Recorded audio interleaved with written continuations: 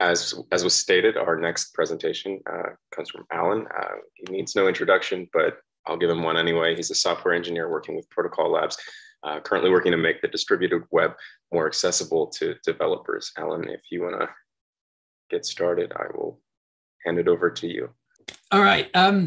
Welcome to this presentation. I'm Alan, and this is a mashup of two talks about storing data on IPFS and Filecoin using Web3 storage and NFT storage.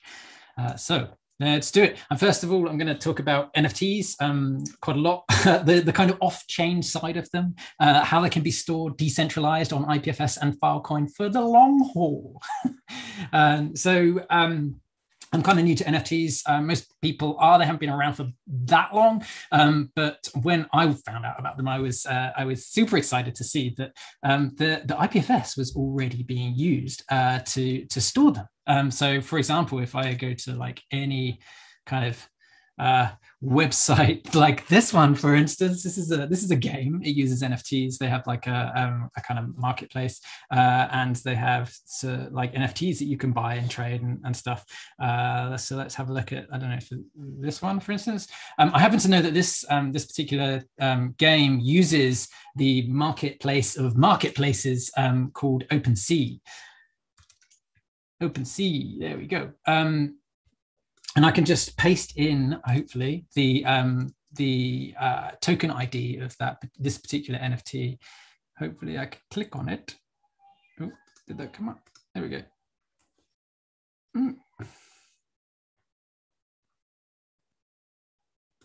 Is it working? Oh, hello. There we are. There it is. Oh. Come on, internet.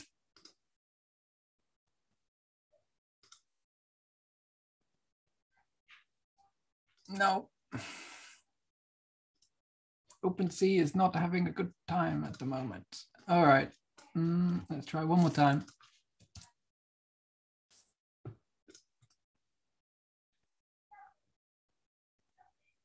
Okay, right. Anyway, this is a cool car. But I can click through and I can see that its metadata is here. I should just be able to click on this. This talk is like fraught with danger. So we shall see how it goes. It doesn't look like things are going to work out so well today for me. Anyway, this is going to IPFS.io.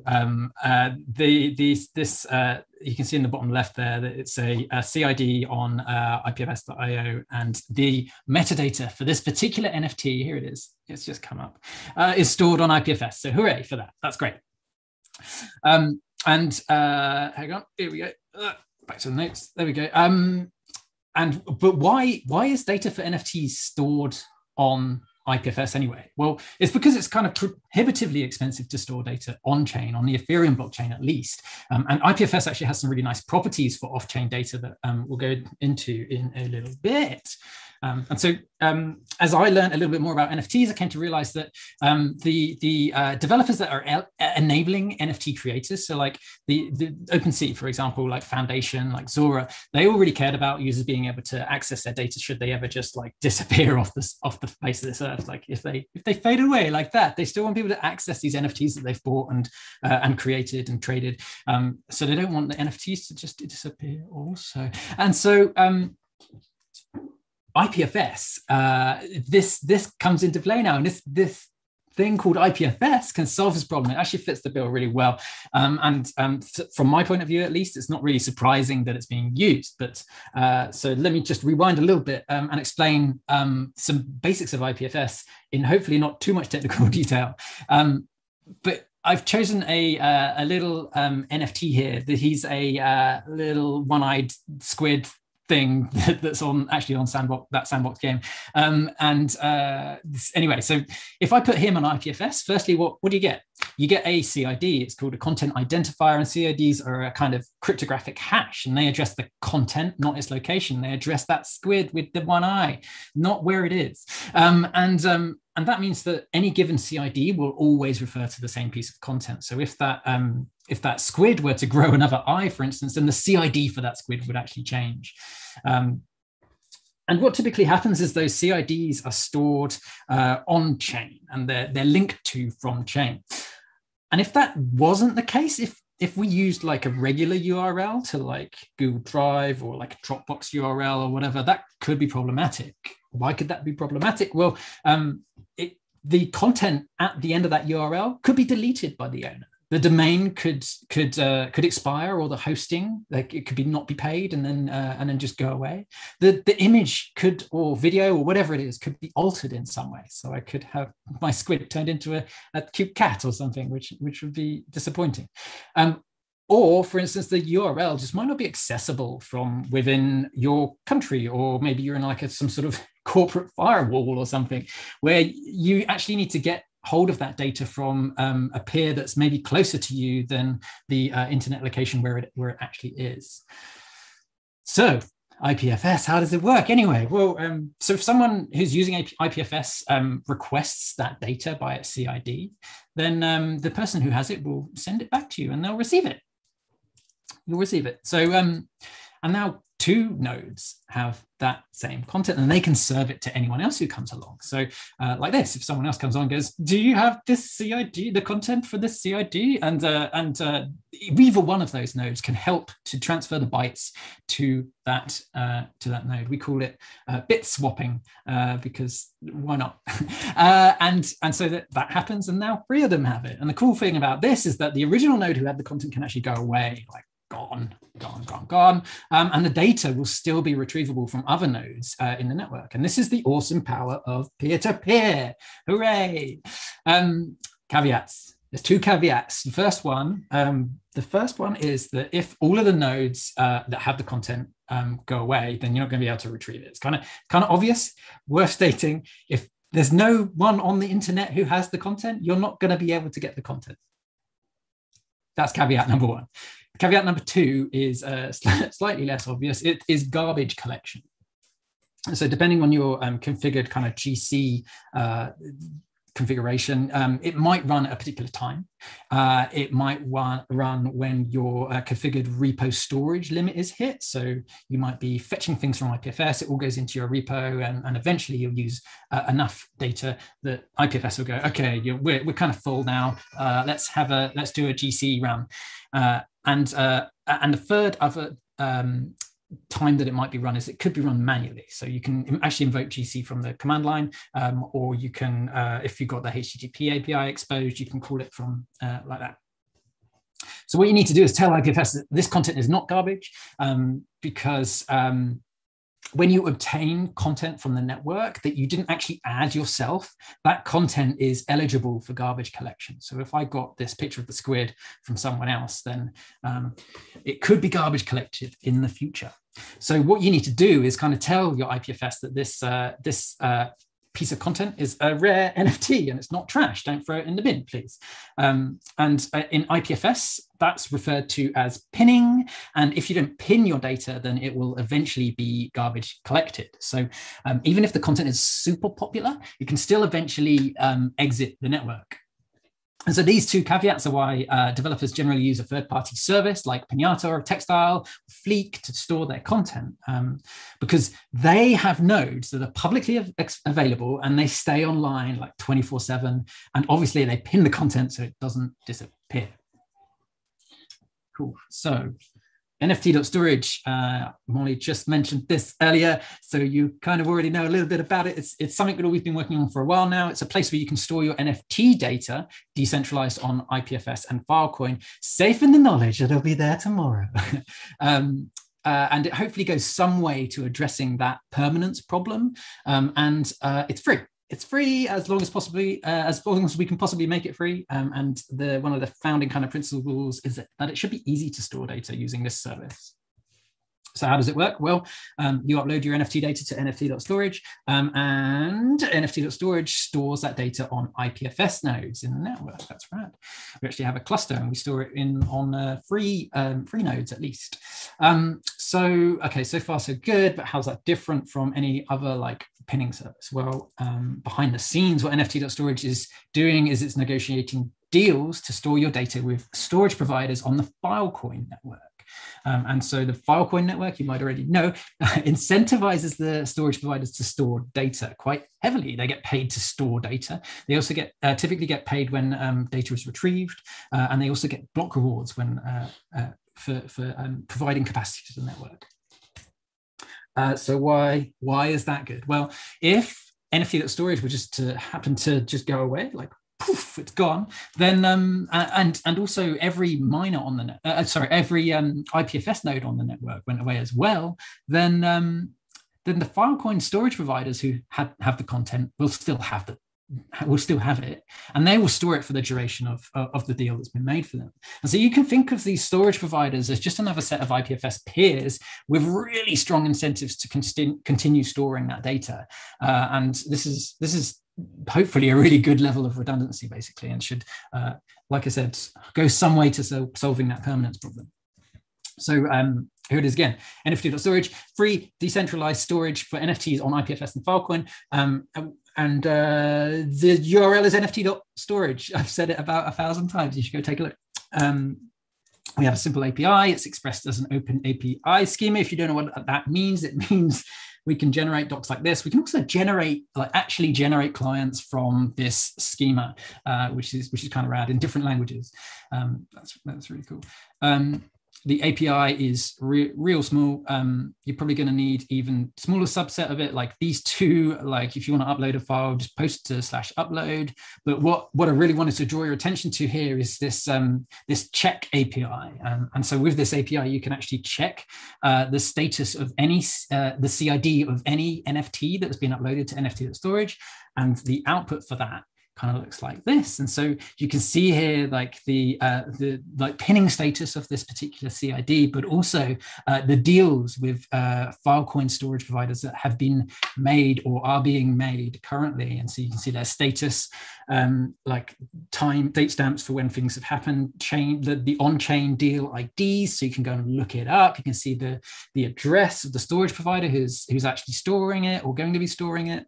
And what's really interesting here is that there's two things. There's the batch root CID here, and also the data model selector. And they're the kind of important ones, because what happens is that as data comes into NFT.storage, it gets kind of aggregated together into this big pile of data, and that gets sent to miners, and then if you ever want to get your piece of data out of that big aggregate, then you're going to need the data model selector, and that allows you to pinpoint your particular bit within the aggregate. So anyway, this is a cool API that you can use to check stuff. We also have the same thing in Web3.storage, which I'm going to talk about in a sec. JS client, we have an official JavaScript client. This one isn't generated from OpenAPI. We've lovingly handcrafted this one for you. It's got TypeScript types. It's got nice API docs. We've got a metadata API as well. And this metadata API is designed to make minting NFTs really easy for you by guiding you through creating like ERC 721 and 1155 compatible metadata. And we will take a look at that. Let's take a look at that now. All right, here's an actual demo. So let's see how it goes. Demo gods are hopefully gonna help me out here. Here we go. Here's the whole desktop. Okay, so what I'm going to do is I'm going to use this metadata API. I've already installed the client from NFT.storage using npm. I'm importing it like this, and I've just created a version here. I've created my token already on the website. Just go to NFT.storage and create it. I've exported it in my terminal, so that should just work. And what I'm going to do is I'm going to try and store this image called PinPy, because it's appropriate about pinning and stuff. So PinPy, let's try and store this using the metadata API. So all I need to do is call client.store, and then we give it an object that looks really similar to something that you'd get in when you click through from your token URI, which is minted on chain. what is stored on IPFS, essentially, the metadata for the NFT, where the actual image file or video or whatever it is can be stored, etc., etc. But it looks, it's really simple. It looks something like this. I'm going to call it pin by. It has a description, and we're going to call it pin by comic because it's a comic thing. And then what's kind of cool here is that we put the property is called image, and this has to be essentially the URL to an image where your NFT, which is your NFT essentially. But what we put in here is actually just a file. And what happens behind the scenes is that the NFT.storage client will automatically upload that image for you and replace that image with a URL to the IPFS asset, which is stored on IPFS. So let's just quickly do that. Create a file. I'm going to use fs.read file thing. I'm going to get the pin by JPEG. Here we go. Get to give it a file name, which could be different from the actual file we're reading from. And I'm just going to give it a MIME type of image/jpeg. Cool. So this returns a promise, so I need to await on it, and I get back this object. I get this object, this metadata object, and I'm just going to log out the metadata dot URL, and this is the URL that you'd actually use in your minting process that would be stored on chain essentially. Console log metadata. I'm just going to print out the data here just to show that this file gets transformed into a URL to this this particular asset. I think that's all I need to do. So we'll see if this works. Wait. Store meta. Oh, I'm in the wrong directory. Okay, sorry about that. Right, here we go. So let's just take a look here. So we printed out this logged out the URL. This is the URL that we're going to put in on chain, and also here is the data, and you can see this image got transformed into a URL as well. So that's super cool. Here we go. And what I should just be able to do is head on back over to here, and if I put this into my browser. Yes, there we go. I should just be able to fetch it from any IPFS HTTP gateway. And this is the data that I uploaded to IPFS. So super cool. All right. That's that demo successfully done. Stop that sharing. Okay. Right, let's get back to the slides because slides are here. Here we go. Cool. All right, so what do we do there? Well, we actually uploaded data and then we got back a CID from NFT.storage, and NFT.storage is doing the work of generating that CID from the data that we sent it. And there's a couple of problems with that. Firstly, we have to trust NFT.storage is doing the right thing. It's not giving us the CID of some malicious virus in some way. It wouldn't do that, but you don't know. In this trustless peer-to-peer world we're trying to inhabit. So it's better to have generated that CID ourselves. Why can't we do that? Why don't we do that? The other thing, before we get onto that, the other thing is that we have to wait for that CID to come back to us. We have to upload that data and wait for that CID to come back, when actually it would be really useful to have that CID before we uploaded, because then we could mint our NFT on chain whilst it's uploading. And if it's something big, then it might take a while to upload. So actually having that CID generated on the client side before it gets uploaded is really useful, because then I can use it somewhere else. I could maybe even store it in a database in my app or whatever. So it means that I don't have to trust NFT.storage, and I also get to solve this UX issue basically. So yeah, why can't I just generate that CID before uploading the data? Well, turns out you can.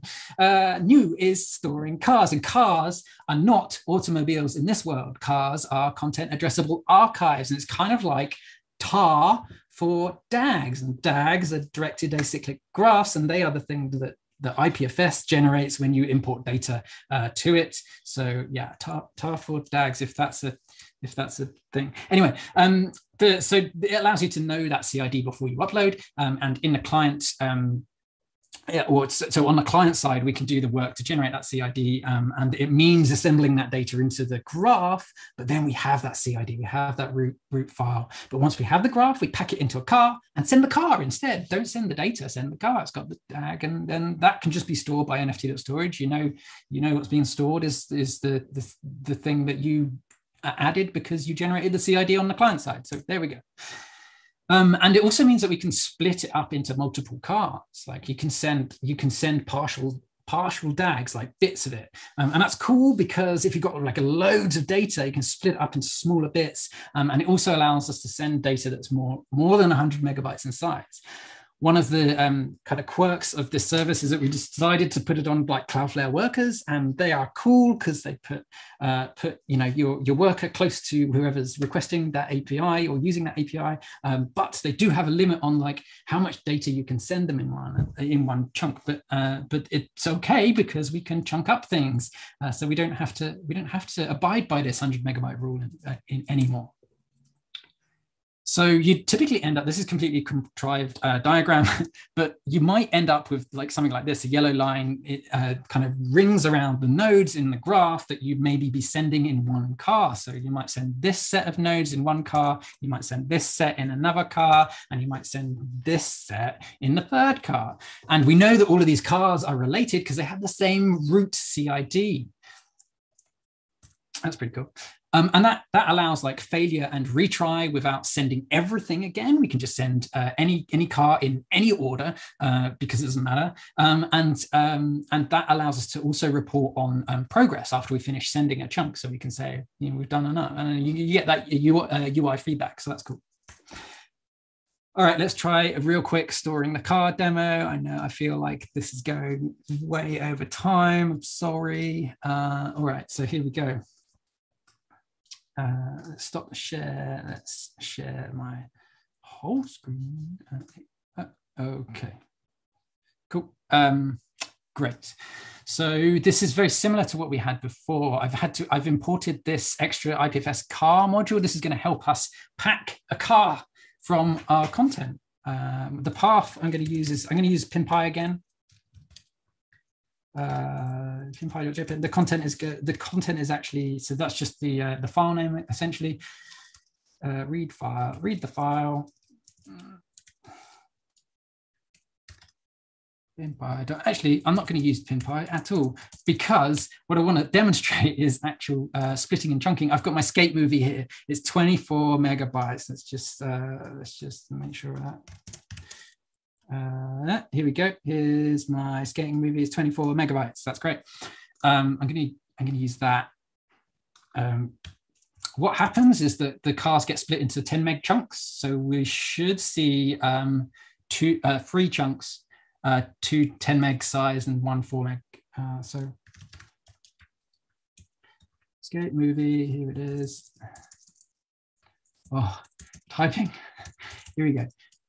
And so the cool thing is at this point here, we've packed all this video into a car file, and we've also got the CID before we've even sent it to our client. So we got the CID here, and when we get the CID returned from the client, we can verify that the CID we created is a CID that has been returned to us. So I'm calling this method called store car, pass it the car, and the cool thing is that we've got this nice callback, which gives us like the size of the chunk that was the car chunk that was stored. So we can log out